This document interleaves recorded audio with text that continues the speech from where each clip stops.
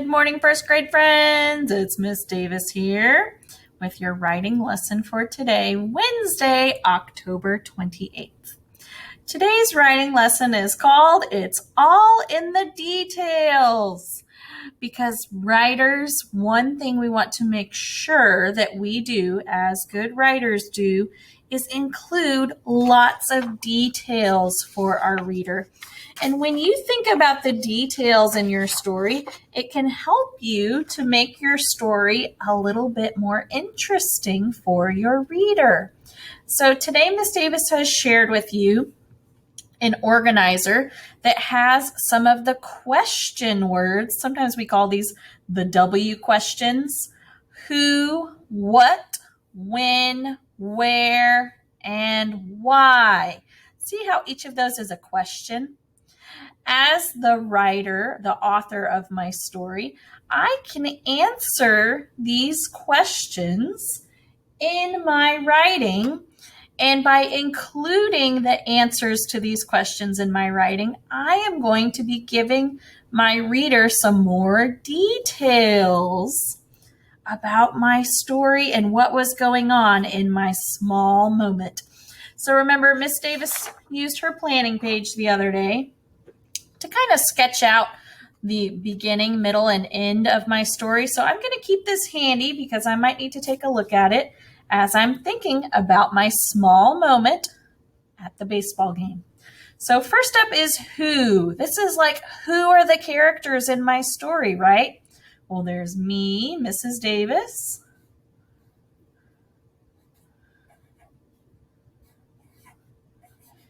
And my husband, Mr. Davis. Oh, remember, these are proper nouns. They're names, so I'm going to capitalize. And there's someone else in my story who comes up at the end of my story. I'm going to include him too. There's a little boy. And see, friends, there's room for me to make a quick sketch too. So just real quick. There's Mr. Davis, Mrs. Davis. And remember that little boy that he gives the ball to. Oh, so sweet. Okay. So there's my who, the characters in my story. Next, what? What are we doing? We're watching a baseball game, right? So I'm going to just put real quick. Remember, these are not complete sentences. This is just me putting my thoughts down. So we're watching a baseball game.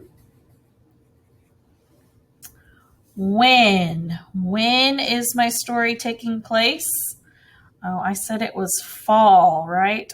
So how about I include, what'll make me think of fall? How about some leaves?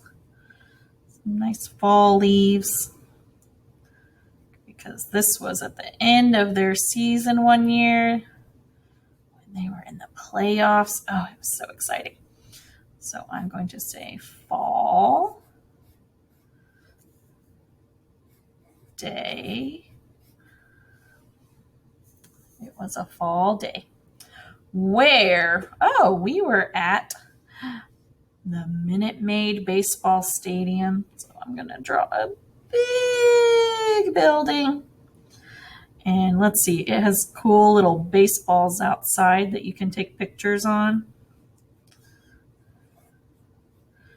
And then there's really big doors where you can go inside.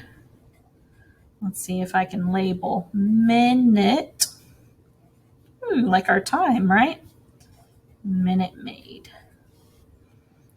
So here I'm going to say, again, Minute Maid. Since that's another proper noun, I am using capitals. Minute Maid Stadium,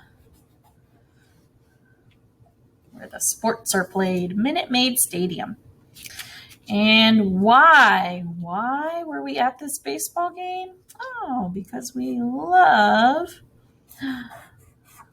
Astros baseball.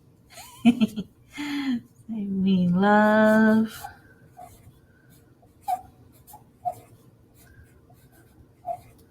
the Astros. I am going to make that a sentence. So why is just telling my reader why I am at this setting where my story is taking place. All right, writers, so remember this is like a planning page. I'm going to reference it. I'm going to look back at it and say, as I'm writing, are these details that I have told my reader, that I have included in my writing? Remember yesterday we talked about touching and telling our story. So as you're working on your story, think about what details have you already included, and maybe you can go back and put a little check mark if you have included the detail, or if there's one like, oh, maybe I forgot to tell my reader when my story is taking place. I need to go back to my story and see if I can include that in my writing.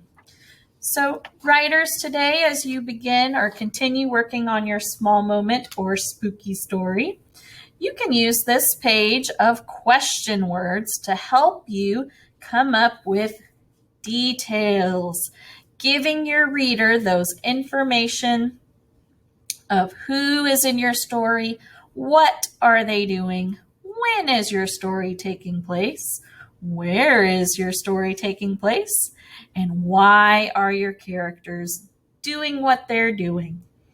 Writers, I can't wait to see all your hard work as you continue to add details.